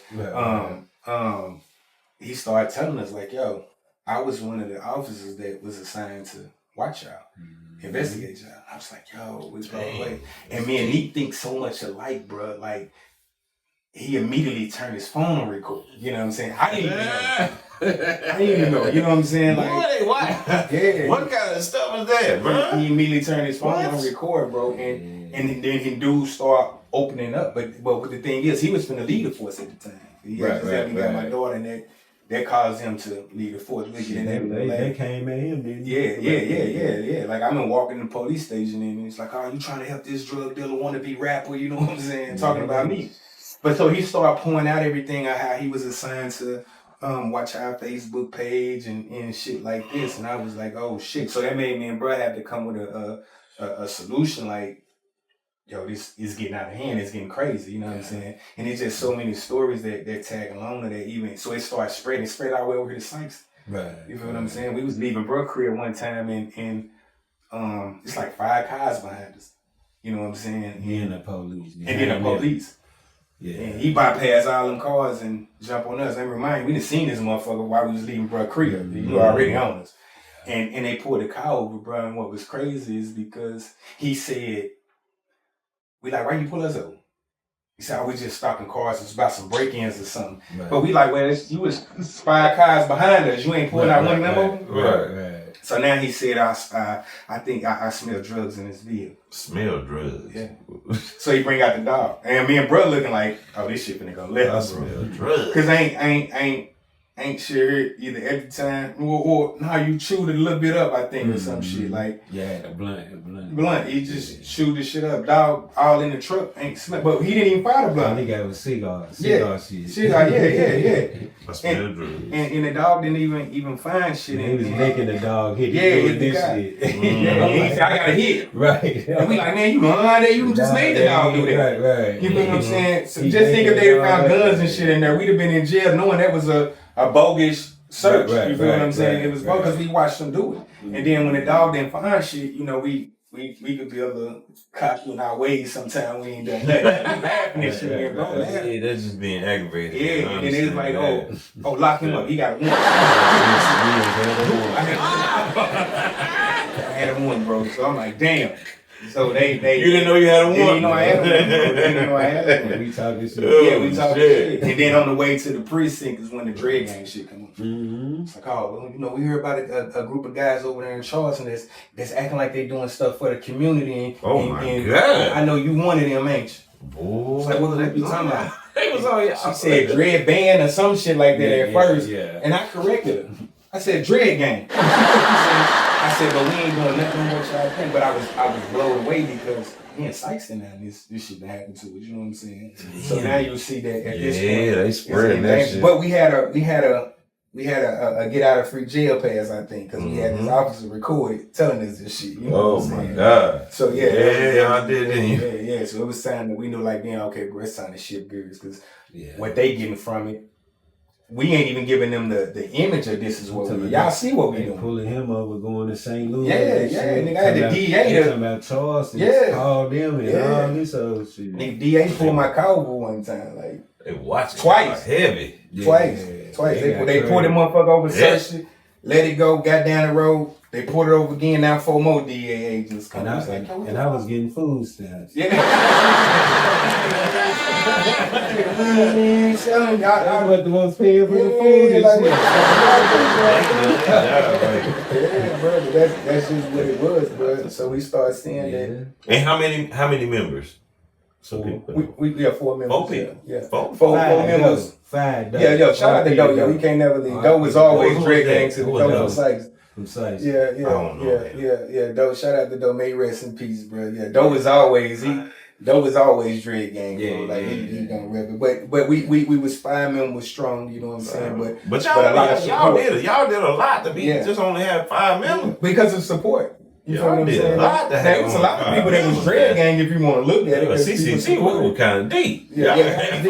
Yeah, we had 5 members, bro. Yeah. We had 5 members and just a lot of people supporting. It didn't take because when people support you, they gonna come out and think of you, man. Yeah. 12 packs of hot dogs. And how many hot dogs in the pack? Like 10, ain't 8 to 10 hot dogs in the pack. That's 10 kids you can feed. That's 10, 12 packs. 10, 12. About 12. Yeah. In the pack. Yeah, and that's like 97 cents a pack. You know what I'm saying? So to the eye, it wouldn't. It's just looking more good. than what. Yeah. The motherfucker put behind. Yeah. And then you start getting much put behind. Yeah. And you start getting come support. Up with $40. Ice come up with $40. Right. Me 40. Fella Everybody 40. And we get the bunny suit or the bouncy house. Yeah. Simple shit. And they acting like. Right. Don't know if y'all got a donation to do the shit or not. Bro. I mean, because DreadGang to me was a movement. Yeah. Like y'all said, it wasn't that many people. Everybody laid back in the group that I know. You know what I'm saying? The loudest person is you. I was You the loudest person. But everybody else just super laid back. But you need that one person who push it. You know what I'm saying? Because y'all so laid back. You gotta have bro, what you want. You know what I'm saying, bro? He the type gonna push it. Because he be on me like that. You know what I'm saying? Because I'm kind of like y'all. I gotta sit back for a minute. But TJ definitely like that. He be like, but you quit? You know what I'm saying? He be on stuff like that, man. Well, I ain't heard from you in a minute. But I'm like you though. I'm like you and fella and Tron, man. We just like sitting in the cut a little bit, but he's ready to go at. Anytime, just go. What the fuck you waiting on? Shit, bro, we gotta go. That's just him. You know what I'm saying? So I understand everything y'all talking about. It was, but the support we had was what made it seem more powerful and bigger than what we were. Because you say, okay, we're doing the DreadGang. We used to have people like make sure y'all come, like just putting hours a day and just helping, just wanting to be a part of it. Because every event we did, we didn't make it about us. It was for the people. These events don't happen if the people don't. You feel what I'm saying? And you had a lot of people who, you got groups and people that can do events and they make it about them. Who was that? Bunny. Shout out Bunny. Cherie. Bunny who? Jones. Okay, my classmate. What else? Charmaine. Yeah. Like they was like some of our biggest helpers, bro, because they was just like love the people. Charmaine, definitely. I remember. I definitely heard. I can't think of Cherie name. What's her name? What's Cherie? Cherie, some kin of the Moors, I think. Shice B Bay Mama. Yeah. Oh, okay. Yeah. Gotcha. So he had a lot of people that would come out and support and just volunteer their time, bro, just to be thankful to be a part of it, you know what I'm saying? And we didn't just make it about, we did an event, we didn't just say this is what we did, we say this is what us done as a people, as a whole. Right. Because you can do an event all day, but if the people don't come out and support it, then that's how we start running into shit with certain community leaders. We ain't gonna blast them right now, you know what I'm saying? We may blast some of y'all down, man, but they started coming to us and was like, hey, if y'all take gang off y'all name, you know what I'm saying? We can help y'all get this funding. So and all let's just talk about that. Yeah. Just for a second. Yeah. Okay, when we was working together. Yeah. And we got the permission from a certain person. and we had a little conflict. But a lot of that had to do with the community choosing sides. Why are they choosing sides to try to turn us? We definitely ain't no gangs. Yeah, we a community. We trying to help the community. So right there, who the problem? If they start doing this shit and we ain't doing nothing over here but just chilling doing that. Where the conflict? I think it was more or less of the people who was behind certain parts of it that they mean that they was the problem. Yeah, they was the problem. It was somebody. I'm telling you, it was somebody who didn't like somebody in my group. Yeah, I'm not gonna name no names. Somebody didn't like somebody in my group, and then somebody who was real tough. Like I'm gonna just support them. They start trying to flip us against each other. I'm like, what? Then he hit me up, and I had to hit him up. Then we finally got it straight. And me and Ice talked before, and he was like, "No, we ain't gonna take the gang out of our name because of the culture." But I was like, "Man, but that's what these people talking about." You know what I'm saying? Blah blah blah. And it wasn't on us because I was trying to let it be known, man. This ain't on us, bro. I think that was with the whole newspaper thing at the time. Yes, man. But it wasn't just y'all. Like it was literally real community leaders outside of you know what I'm saying. They used to cut to us and be like, "Yo, if y'all drop gang out y'all name, we can help y'all get this money." You know what I'm saying? But we wouldn't call on that. It seemed like they sent a powerful person, and the person started getting more powerful. Yeah, they started Each going person higher that up. came, it started getting more powerful than the last. Yeah, so that's why when the police came, we knew okay, we got to move. You know what I'm saying? I hated that when they told us that. I'm like, man, I don't want to have to tell them that we ready. You know what I'm saying? I don't want them to think I'm making this shit up myself. But man, I was like, I think what it did, we let you know, we let them infiltrate certain things because in the beginning, that first Labor Day, it was just us. You notice when it became a success, like, this person want to jump in, this one, they own this, and they got this money. Because you got to think it was just us. And when we linked with y'all, it was us. You feel what I'm saying? But now when you get certain people in certain positions get involved, they start looking at shit from a monetary value. Right. Because of what people don't know is it's things that's going on in Charleston where people get money just off signatures. Just off signatures. So when they we was like confident in what we did. We didn't need them. We didn't need the city. We didn't want to meet no city council, no shit like that. You feel what I'm saying? We from the streets. But what a lot of people didn't know was they were really trying to use us to get money. That's why they was so confident on dropping gang off your name and all this. But we weren't thinking about getting no grant money or none of this shit at the time. Going in our pocket doing this shit. From the heart. You feel what I'm saying? Both y'all and us, we did it from the heart. Everybody. And I think that's what opened it up to make a lot of people start turning their nose, even at y'all at the time, because people read that newspaper. And people like, yo, where DreadGang at? You feel what I'm saying? And it was like, damn, we can't let them. So even when me and you talk, it's just one of them things like, you my brother. You feel what I'm saying? Grew up together, so there's no way that's going to be an altercation. But we also have to understand that everybody not for what we was on to make things better. Right. People play like it and then they want finances from behind it. Some people just want the name of doing it. We didn't give a fuck about none of that. No, we didn't. You feel what I'm saying? We didn't give a fuck about none of that. You know what I'm saying? But it did touch us. You know, they know it touched me. When I read the paper, it was like, wait, what the fuck? You know what I'm saying? Like, but it was cool. And then they started doing, you know, people would just want to take our ideas and turn them this way and let's do this for this. But what was y'all at when we first did it? Y'all didn't believe. You know what I'm saying? Not saying y'all is. I'm talking about other. Did you ever see your name? Did y'all ever see our name in the paper? No, we never seen it. It's in there. Dreadhead. Yeah, he right. Oh, you seen it? I got it. It's in. I got it in the thing. I gotta get my wife to go get it. But yeah, she put it there. Y'all in there. Yeah. But they took the other part out of the gang. They took it out. So let's just clear Let's just clear the air right now. One of the main reasons we didn't change our name and we knew what name we knew it was going to be about is because if you look at youngsters then and now, they infatuated by as soon as you say gang, you know what I'm saying? Gang. You feel what I'm saying? All we was just trying to do is show you that, man, you didn't have to go out. If you're going to stand on morals and principles of yourself as a man, I mean, I'm going to defend myself under any situation. That's all I need. You feel what I'm saying? But they gravitate towards that. So we just trying to show you can be, fuck the clout. You can be a positive gang and do shit in your community and you know what I'm saying? So that's why we like keep the name gang and it worked. Yeah. It worked. But you know, like Ride with me. me, ride with me. Ride with me. Shawty, take a ride with me. I wanna give you all I got. I never thought that this would be, so I wanna give you all I got. Yeah, come on, just slide with me. You know I wanna give you all I got.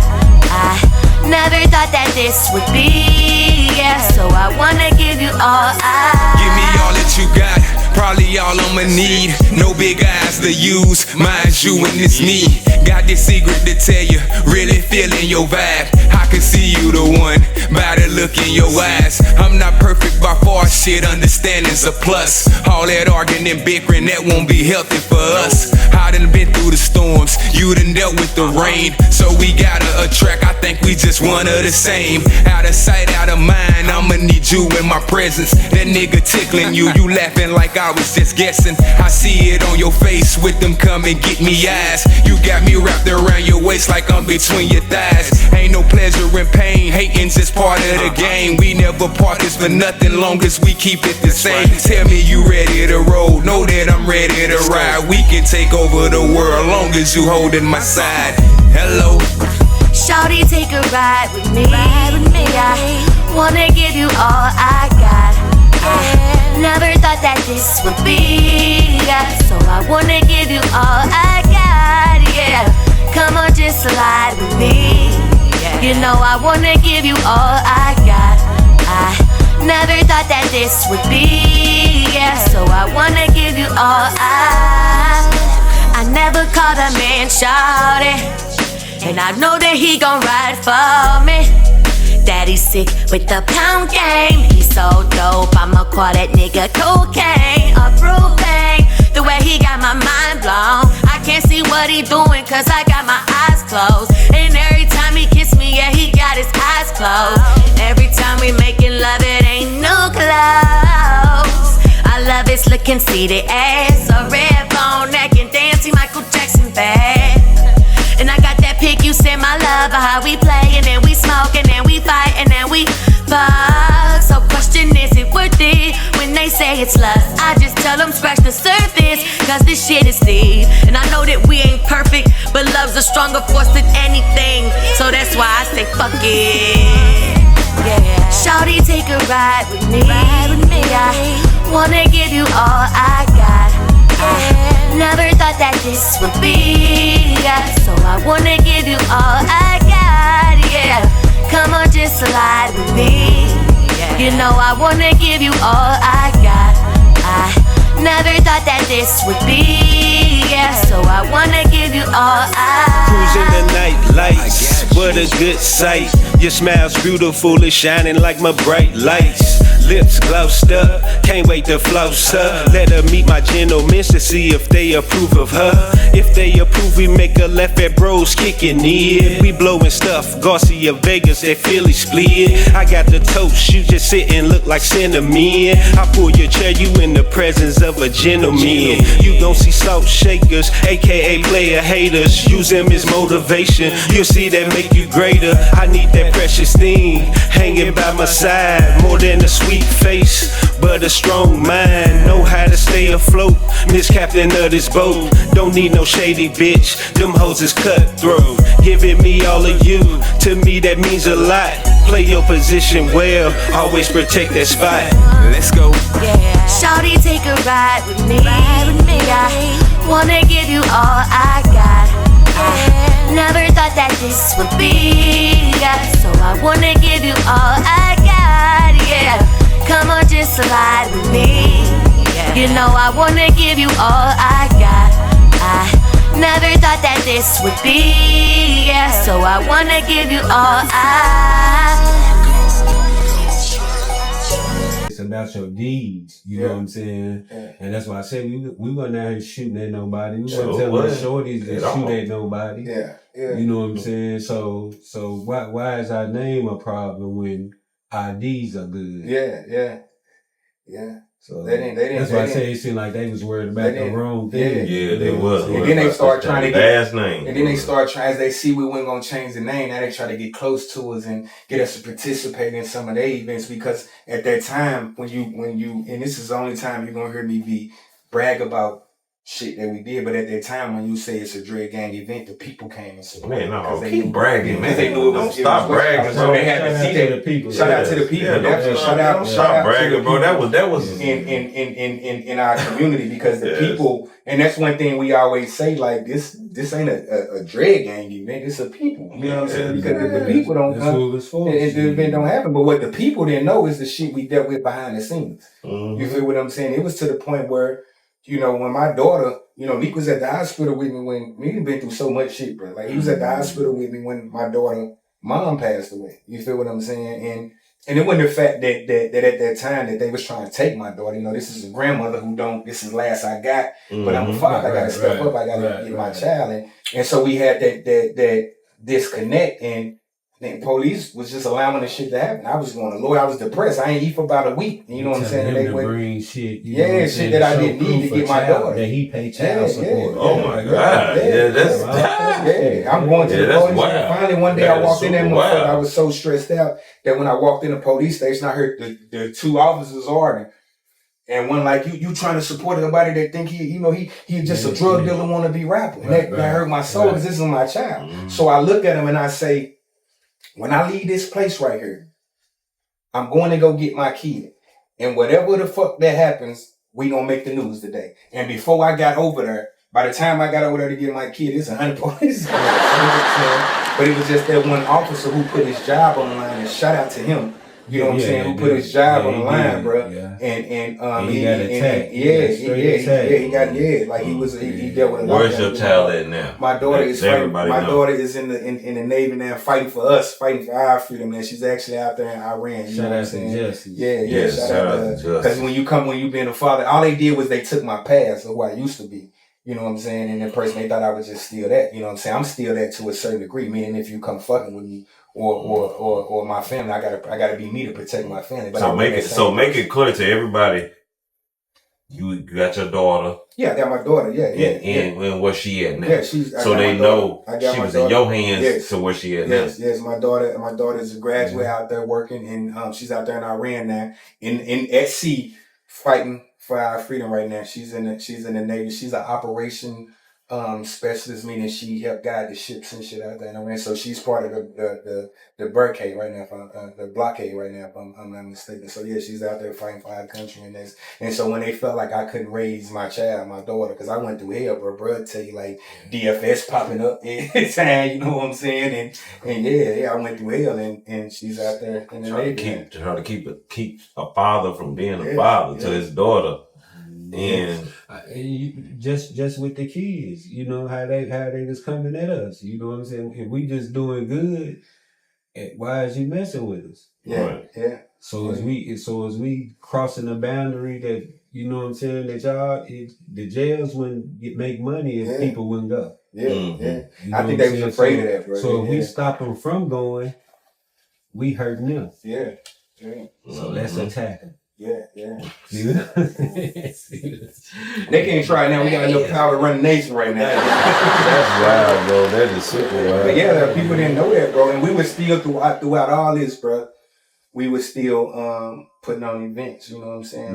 And just they stopped us. What they do that one? They told him he got to have $1 million. Yeah, they got to have. Actually, when I signed with when I signed with with TV, you know, that shit was in the papers. Yeah. When I signed, so it was a whole lot of scrutiny on how much did he get. Well, that's a different story. But my label wanted to bring the actual festival with Rise. A lot of people don't know this. A festival like.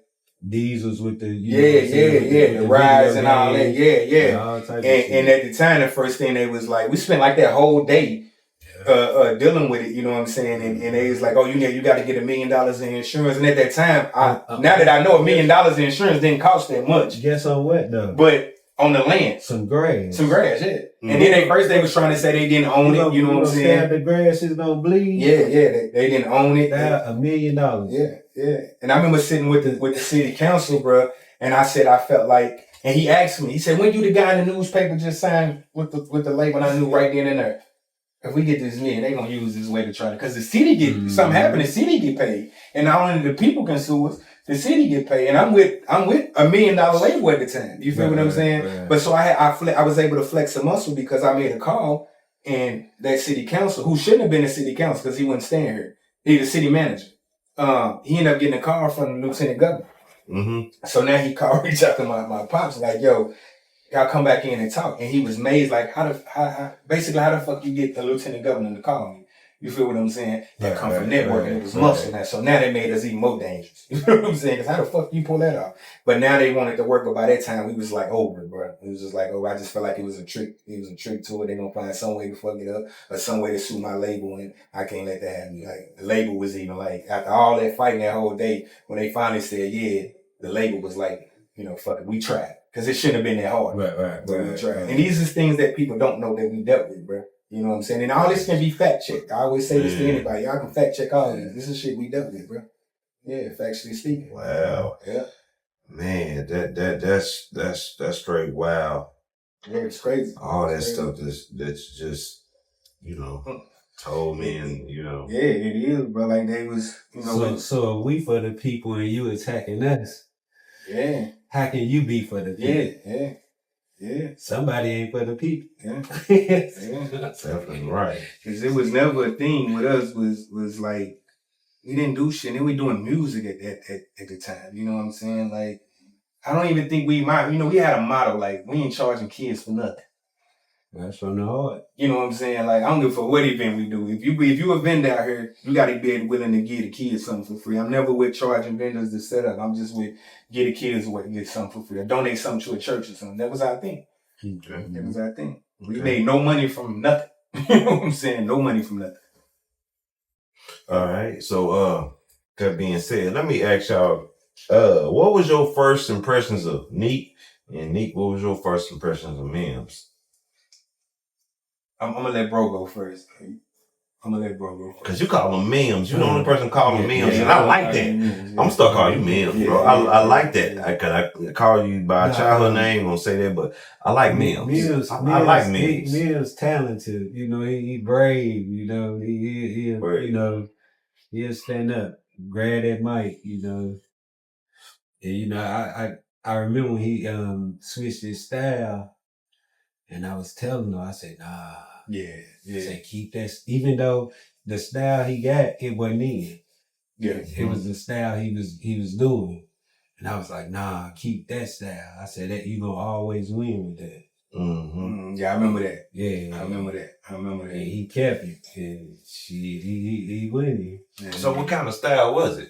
It was the style, what you right now, like the amp, because at that time when nobody really doing, it was like past Detroit. Wordplay. Yeah, it was what I'm saying? And it's, I take a nigga watch. Yeah. I body that man and let other people's watch. Yeah. Oh, okay. So he hitting you with the metaphors and similar. But on the club version, like on the amp version, like my shit was always okay. It was always club. Okay, I got you. Hey, that's some of my favorite type of rap right there. That was in back. Yeah. But he got a way to bring South. Yeah, he had that South. Yes. Yeah. And that was separated. And he had a good style. So I was like, nah. Because once you cross over to that East Coast, it's like, you won't lose it. The South, but you have a mixture. Little did you Just know. keep the South. Little did you know. I listened to a lot of East Coast. Mm-hmm. Me too. Because of him. Yeah, I did that. You ain't know I picked that up from you though. You had to. If you sat in the car with him, he was gonna make sure you hear what you listened to when you came up. I'm like, Neek gonna like this when he come in. That's what I told him. He gonna like this when he come here. That's why I'm playing it. I said it in the But you don't know as a youngster, I'm watching you though, bro. So I picked it up and I like East Coast rap, that double entendre and shit like that. Yeah. You know what I'm saying? I pick up a lot of shit, bro. But like you said, don't switch. Because how you rap, bro. Yeah. You out rap to people who famous, and I tell you that all the You tell me time. that all the time. Yeah. Like, bro, they can't touch you. Like, dude, you cold. Yeah. But shout I out also to heard of you too. Yeah. That was my impression of Like, Neek, though. bro, You know what I'm Neek saying? Like, tough. Neek, a lot of people didn't know that. You know what I'm saying? But Neek was like, and I always say this because as men, sometimes we feel like we can't say certain shit. You feel what I'm saying? But bruh saved my life. You know what I'm saying? Like real shit. And he like, cause I know he gonna be with the shit too, but Neek the type of person he gonna give me the cause, the ins and out before I decide to do something. Like, bro, you know this but he gonna still march with me. It's just like he's ready for this right here. You feel what I'm saying? So bro was more of a big brother. You feel what I'm saying? Like you know that like I got a big brother. You feel what I'm saying? But he just as high headed as I am. You feel what I'm saying? Yeah. Shout out to Tank. You know what I'm saying? And people ask all the time. My classmate. Yeah, that's why you know Lord have that's mercy. why me and my brother we didn't hang a lot because we make a decision. Nobody's gonna talk. We're not gonna talk each other down. We're just gonna go for it. Yeah. We're just gonna go for it. You know what I'm saying? Versus being around Neek, like Neek give you that. You know what I'm saying? He ain't gonna sugarcoat shit for you. He not a yes man. He ain't gonna tell you some shit you just want to hear because he cool. Like man, been so many times Neek could call me and be his thing right here. See what I'm saying? Really memes, he'll tell me some shit like that, you know what I'm saying? But I knew I was dealing with a lot of shit at the time of you know, dealing with people playing with my name and shit. And he was somebody that really would just sit down and listen. And you know, Nika's the type gonna make his own decision. You feel what I'm saying? Mm-hmm. But he gonna read bullshit from a mile away. You feel what I'm saying? But he was just like pointing to me. You feel what I'm saying? Like he knew that it wasn't shit for me to. I probably would have been crashed. You know what I'm saying? But bro was like, that's what like I said earlier. Probably just gave him a gun, be like, man, go on. Yeah, I would have been great. Motherfucker ain't gonna do me like that. Amp him up. Yeah. And when you see somebody and you got somebody like that, that's why my loyalty to him is always what it is and always what it will be. You feel what I'm saying? Because he knew my train of thought. And if somebody else knew it, they could have easily something else. See, I could have been easily misled. I was easy before. If there's smoke, let's go get it. You feel what I'm saying? But he's just like, bro, just poured into me. He used to show me shit like, bro, you beat him this way. Cause me, I'm like, I'm coming to get every motherfucker who had my name in their mouth. And that's what I was on when I came home. And then I started realizing like, they don't really want smoke, bro. Like, these niggas are going to talk to their girlfriends and shit. You know what I'm saying? Like, and bro would always be like, bro, we got to beat them another way. You feel what I'm saying? And now some of them I don't even want dead now. I like to just look at them now and see like, damn, life beating the shit out of you right now. You know what I'm saying? But that's what it is, bro. It's like he always been a big brother. You feel what I'm saying? Just like a nigga taking your wing and come from the opposite side, like he just kept it raw. You know what I'm saying? And I knew I didn't have to question his loyalty, and I knew right or wrong he would step. I ain't gonna call him too quick, you know, because if I call him, shit gonna go another way. It's kind of hard for you though, cause I'm gonna just be honest. Okay, you right here.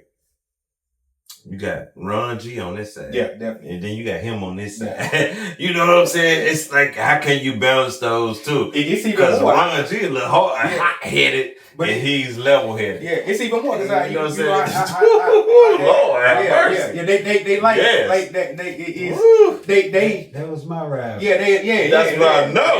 That's what I'm trying to get to. Like, yo, Ron G, Dominique, boom, you right in the middle. Who do you choose? Yeah. And you know what's crazy though, bro? You know what's crazy? When it comes to still to this day, when it comes to Neek, Ronald, and I gotta throw Irvin in there because I was yeah. Irvin and Ronald was still battle. Like if I talk to you, nigga, I told you that Neek just took over from what you did. Like you feel what I'm saying? But it was I know. Ronald was doing time at the time. That's why I brung it up. He was doing time because when growing up under Ronald, like that's where I really got into gangbang. Mm-hmm. Ronald would be the type that go whack at him. You feel what I'm saying? Like because it was like he was on that side. Yes, he on that time. Shit. But now being at it is, I always go where loyalty and growth. Like I love Ron G. That's my brother. You feel what I'm saying? But sometimes people, when you get older, you grow apart, you go separate ways, bro. Bro doing, bro. Me and Neek just been locked in for so long, so I don't even think it'd be a time where when you deal with somebody and they don't have to like. I don't think there's ever been a time where I can say that Neek ever had to question my loyalty. Mm-hmm. You feel what I'm saying? And there's never been a time where I had to question his loyalty. And then anybody that knew.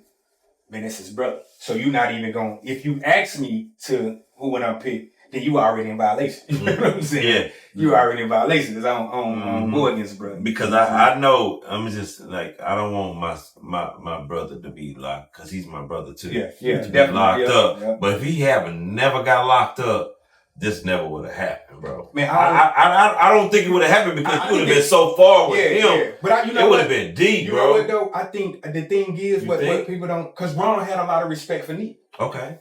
He had a lot of respect. I don't know. Even at the height of their war.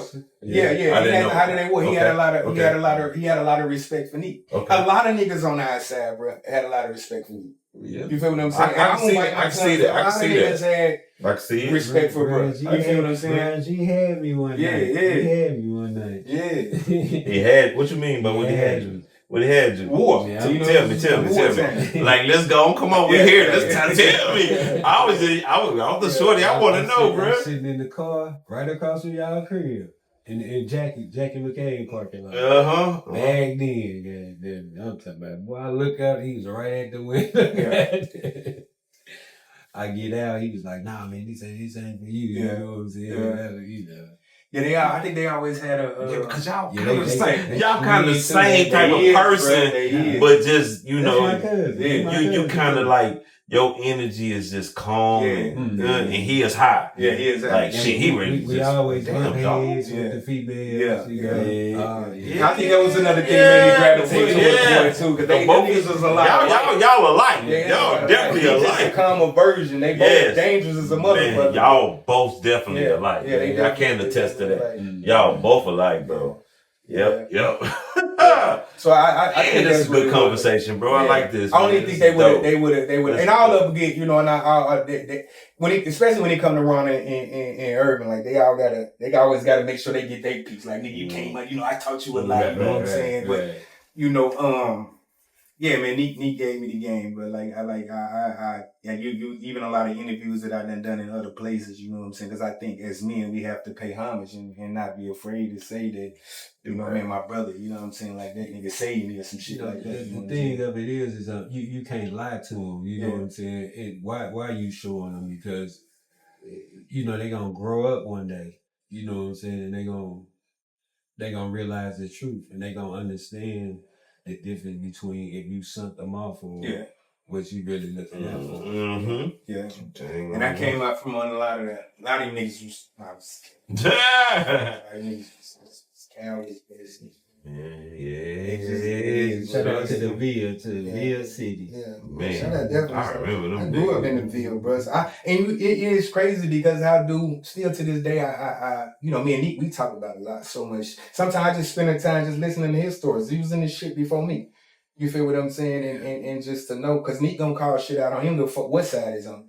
You feel what I'm saying? He gonna call out some fake shit. But bro just had so many stories and just. He would give, and you know what I'm saying, and I think that's what really got my mind away from. Nigga, I'm gonna stand on myself as a man, but that gang bang and trying to like that shit did, because I started realizing like niggas just cowards, bro. Like bro, that when I used to gang bang, that's a motherfucker told me Trico. Shout out to Trico. Definitely. Yeah, he told me, he said broke niggas gang bang. Yeah. You know what I'm saying? And then when I looked around, we was all kind of broke, Hey, so what was Trico in all this? Because I know Trico, you and Cook. You know what I'm saying? Because I know Cook hung around. Shout out to Cook too. Yeah, shout out to Cook, man. Flight. Flight. Like night. He hung around Trico a lot. I know it hurt him a whole lot. Man, tell me a little bit about him, man, while we on here. Yeah, Trico, because I remember him vague, but Trico was a ladies man, you know what I'm saying? He had it all. He was just overall cool. Yeah. You know what I'm saying? Laid back, just him. Yeah, Trico had that war about himself. Yeah. He was just him. I remember him vaguely, you know what I mean? Yeah, I remember Cook. Yeah. Cook looked up to Trico. Yeah. A lot. Yeah. Yeah, man. Dang, man. Them days, though. And that's what I did. Like, I had the tough shit, you know what I'm saying, the hood shit. it was the money. You know what I'm saying? Mm-hmm. Saving and you know what I'm saying. That's how I learned how to save, and you know what I'm saying. Like we can have some weed like 1 month and 8 months later it's a drought. Yeah, you're right. And Treek would be like, you remember that one weed we got about 7 months ago? You know, pull it out. Damn. Fucking pull the drought. Yeah. Oh my God. Yeah. He was like that. That's how I got. That nigga smooth. That's crazy. Took it back on the drop days. Yeah, boy. I remember them days. Yeah. When I first started. Dang. Man. So let me see where I was just at. I just saw something. He was everything. Yeah. So both of y'all, this is a question for both of y'all. Right now, if you can go back and talk to yourself when you was 17 years old, what would y'all tell yourself? Me at that time? Yeah, what would you tell yourself? Right now, you go like, I'm gonna talk to Mims, 17-year-old Mims. What would you tell yourself? Kill them all, let God sort them out. I'm just kidding. No, you just contradict everything we talking about. No, I'm just kidding. That was a joke. Okay. But the talk to my 17-year-old self now would I would probably tell myself to learn myself more. Mm-hmm. You feel what I'm saying? I don't think at 17 you really know yourself. You feel what I'm saying? Like you know you getting pulled in so many angles and you trying to prove this and be that until you don't know yourself. So I would have just told myself to learn myself. You feel what I'm saying? And I said it because a lot of shit that I found myself being in the midst of wasn't what I wanted. You know what I'm saying? I ain't never wanted to be a nigga to gangbang, but I wanted music. You feel what I'm saying? But that's what I would lead to pour myself, be my own leader. You feel what I'm saying? Like learn yourself. You know what I'm saying? Pay more attention. You know what I'm saying? Listen more. You feel what I'm saying? And just kind of rock to the beat of your drums, because I didn't know myself then. At 17, I just knew it was easy. What I thought was friends then. You feel what I'm saying? If I felt like he was a friend then I'm already out the gate for the rest of my life. I done risked my life for so many suckers, bro. So I still want to smack myself to this day. You feel what I'm saying? People who you thought was solid and really about their life in these situations come. Because like one of y'all said earlier, like, and I think it was nigga said earlier, a lot of guys nowadays can easily speak on and say what they won't do and what they will do until they're in that situation. You still got niggas now who will be like, you worried about who's snitching and who telling, and you ain't got a nickel bag in your pocket. Fuck the feds wrong with you. Mm-hmm. You feel what I'm saying? Like, and that's how it is. So that's what I would tell myself now, is to be more in tune with yourself. You feel what I'm saying? Because I think once you're in tune with yourself and you learn yourself and you start moving different. You feel what I'm saying? And I was just blessed to have people such as my brother. You know, even being around you feel what I'm saying? Like you went into the streets. You feel what I'm saying? So you showed him another side of this shit, living right in the hood. We working together. You my boss at the time. You know what I'm saying? I mean, we can learn from you. Yeah, we can learn from you. Bro. I'm glad. But it wasn't about that because you was just but you was just like you was into working and shit like that. No, like you was right there to be a example of what other thing that we can do besides this shit. Yeah, definitely. So shout out to you for that, bro. You know what I'm saying? Just our friendship over time. I don't even know. I think that got to be the hardest thing, to be right in the heart of something and you didn't fall victim to it and participate in the shit. You feel what I'm saying? That's that take a lot to be like that. You know what I'm saying? So when you always be like, man, I went in the streets, you was right there. Like, you right there. You know what I'm saying? And tonight to have to engage, and then you got brothers is in it. You know what I'm saying? You know what I'm saying? For you not to be that take a lot. So definitely shout out. You know, that's how man was. Man was like him. He wasn't in it. Yeah. Cause I don't think there was ever a point I woke up and I feel like I want to be a street nigga. Like, some shit you just inherit, bro. You feel what I'm saying? And beef, you inherit it. You around this person or that person, and like it is what it is. You know what I'm saying? I remember losing my life just cause looking like wrong. You feel what I'm saying? Like, and that was the thing that did something to me. You know what I'm saying? Cause I'm out chilling and you know, I wasn't thinking about watching the beef I had at the time. We were fighting. We ain't got to the point of picking up guns. And then you turn around and this nigga, and this all black, and he let 17 rounds go, and just through the grace of God, you kind of checking yourself, and like you ain't get hit. So it was like, now I'm outside now. This shit never happened to me again. When I knew you was in it, is when we was boosting cigarettes. Yeah. That's when I first found out. I was like, oh, he in a different league than I am. Yeah. It was just the moves you was making. Yeah. After the cigarettes, I'm like, oh, did shit, that make doing this. Did that make you want to pull back? From him? Yeah. I'm talking about just the situation, not just him. Shit, I was scared. Scared like a motherfucker. I'm like, no. Yeah, well, he was on a whole different level than I was. I said, I think, boosting cigarettes is cool, but he was moving, man. Shit. He was moving too fast. I'm like, I was scared. And then I was around Shice B. Yes, oh my God. Shice B showed me a whole different life too. I'm like, damn, man, what the hell? Yeah. Man, I grew up with some woo. Yeah. You grew up in the hardest shit, TJ. No, I had Phil Johnson, my cousin, Mutt Hines. Yeah. Hey, Mutt, Perk. Yeah. All them on my classmates, bro. Boy, they was in that shit, man. Yeah. Man, you know what's crazy, bro? I don't know if I ever told too many people this story, but the week Perk lost his life, bro, and they called me on Messenger. I still got the thing in my phone, and when I answer the phone, he's just like, man, that's his first word, like, man, what's up, nigga? You in front of the computer?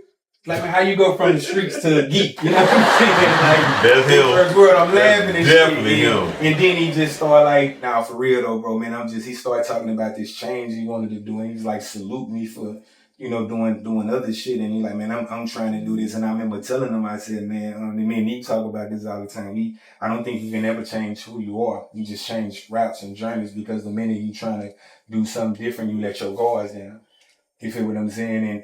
And Perk was trying to do something different at the time. Because, you know, the Perk I know would have never let nobody get up on him like that. Right, that's, you feel what I'm saying? But what they didn't know before they went, all they went off of is what they heard about him and who he used to be. And that's what make it dangerous. That's why we always talk like, I ain't gonna never in my life get to the point where I feel like I've changed who I am. You feel what I'm saying? Because you have to tap back into that person you once was in the streets to protect you and your family. I'm about protecting my family, and if my brother's got a situation, gangsta and the gentleman. Yeah, gangsta and the gentleman. You feel what I'm saying? And that fucked me up when I got 2 days later after that call. He ended up getting killed from the same shit. And I'm telling him, bro, we don't change. We change journeys. Right, you feel what I'm saying? We change the routes we take, and we start trying to do something different, but you still gotta watch over your shoulders and shit like that, and still handle shit. Handle shit. But churches don't see that. You know what I'm saying? The thing of it is, you know, you might want to change. Yeah. You know what I'm saying? Yeah. But, you know, your enemy, you know what I'm saying? They ain't know that. You know what I'm saying? That's even heard a motherfucker or something. He still want his lick back. 98 years old. Nah, you don't change. And people think, and I used to get to the point, I used to tell niggas, I used to hate when people like, man, you change. You know, I'm like, nah, I ain't. We battle demons. I don't know. I know Neek can relate to it. Like, we battle demons a lot. Like, when you come from that field, bro, and that culture, like, even now trying to do shit right, you still battle those demons. Because sometimes I can look, you know, I used to say, I can look at Facebook and see certain niggas saying certain shit, and it would just like piss me off. It would trigger you. It would trigger. That's why you get off Facebook. Yeah. Get off of it. Because I feel like so many people on both sides, bro, done lost they, you know, done lost, niggas took L's on. I mean, that's the fake is real and the real is fake today. Definitely. You know, you could be anybody behind the keyboard. You create a player, basically. You know. And you know, we come from a place where people don't really want, like, niggas put shit on there, and we just saw somebody, we just saw you get smacked. Yeah. You know what I'm saying? Yeah, we saw you get checked, you know what I'm saying? You putting this on here and you get 80 likes, you know what I'm saying? Yeah, he a real nigga. Yeah, that's some real shit. I be looking like, man, he ain't real. They don't know, we probably not already showing. He know we know he ain't. You know, and that's even go when you think about the code of the streets. You had niggas now, like, man, bro, talking like, I done seen certain niggas just recently be like, oh, that nigga took his time and he did his time solid. But when we look at his paperwork, Yeah. Homes That's because you done 20 years. Don't mean you a stand up. That don't mean you a stand up. It don't. You know. But you can go. Make y'all blood boil. It does, bro. See shit like that. For me, it do. It's so much of it. Yeah. You know what I'm saying? I just overstand. Yeah. You know what I'm saying? Like I said, the real is fake and the fake is real. Yeah. You know, and once you know the difference, you know, it won't fuck with you like that. Yeah. For real. Say you fooling the people, but when you expose, we don't even be surprised by this shit. Well, they misleading the people because that's who the people follow. Yeah. They used to say that, and you know, and that goes back to when you got niggas who saying what they want to do because they ain't in the. And it's easy to say, "Well, nigga, I'll kill a nigga if but when it's time to really go that mileage, you really gonna squeeze. You know what I'm saying? You really gonna squeeze like. And I just know with bro, because we kind of caught our case. Was just like similar. That's how much we pull in, you know what I'm saying? Because we was always under them things. And I just tell you about these vows we make that some people couldn't stomach. Because bruh was one of them things like, nigga, you cross them, we getting your ass right here. Like, ain't no, you feel what I'm saying? And to some, it'd be like, man, you gonna throw your life away? Yeah, because I'm a man before I'm anything and I ain't fuck with you. You know what I'm saying? like you said, when a motherfucker be like, man, I'll do this, I'll do that. And see, when you speak that shit, some life gonna put you in that situation to see if you gonna do what you said that you was gonna do. Mm-hmm. You know what I'm saying? And that's kind of what I said on the night. Like, nigga, we going. We going to this party. You know what I'm saying? And if a motherfucker, I'm gonna do this. Because I was totally against going, bro. I was totally against going. What was in your juice that night? Yeah, no way. Uncle Paulie. But he like that on the natural day though, bro. Just real. He like that on the natural day. Because we had the police. Because sometimes I'll be listening to bro, and when he get done, I'll be like, bro, you know you tweaking, right? Like, nah, bro. And then he'll catch himself and come back like, cause you again, that's battling them demons that people don't know. That's what the streets are really do to. Nah, ain't no motherfucker gonna tell us we can't go. You know what I'm saying? Or him. He can't go. What? Yeah. Cause that's a car like that. He was, I ain't gonna put nobody over lady out there, but niggas, that's the thing of, and that's why, cause my sons always be like, yeah, when you with DreadGang, y'all move so different, and it ain't no shit that we wake up and call each other and playing like we gonna move this. It just we gravitate towards each other enough to know. Like if you see us out and Neek walk to the bathroom, he not going to the bathroom by himself. You feel what I'm saying? Like if a motherfucker watch. Yeah, we on high alert. You feel what I'm saying? And that's just how we. So that's why I get sometimes to be around other people and I be uncomfortable. I just leave. Hey, you saw Shottas? Yes. You know when they was in the club and dude went to the bathroom and his partner was at the bar drinking and the motherfucker went in behind him and dude saw his partner. Think if dude would have never been watching his partner, it'd have been fucked off. But just to let you know, me and Kingpin, we've been doing the podcast and then we've been in St. Louis and around. He speaks so highly of you every time. We have conversations and he bring you up every conversation. So the impact you brought on in his life is a lot, bro. I don't know if he talk about you like that, but he do. Yeah, well, he let me know. He does every time. Nick. I would think you were his uncle or something. For real, the way he bring you up, man. So, man, because he don't give himself the great. You know how hard it is to. My father couldn't change who I was. Mm-hmm. You feel what I'm saying? I just felt I was at a point in my life where couldn't nobody change. I ain't talking like I was this straight up killing. I was just out here killing shit, but I was gonna stand on business, and sometimes it probably went in a situation to stand on business. You feel what I'm saying? So you know how when somebody had an impact on your life to calm me down?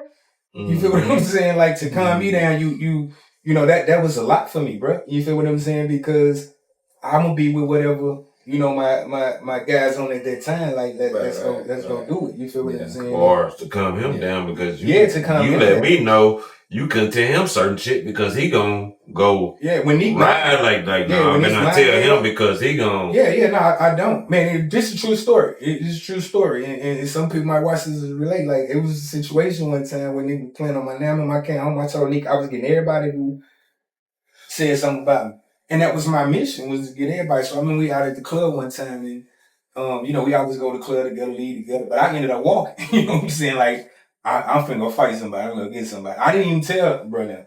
I think y'all even stopped me in the car one time. I was walking towards the hood. I didn't even, cause I didn't want it to go that way. You feel what I'm saying? Cause I know, you know what I'm saying? And it's just,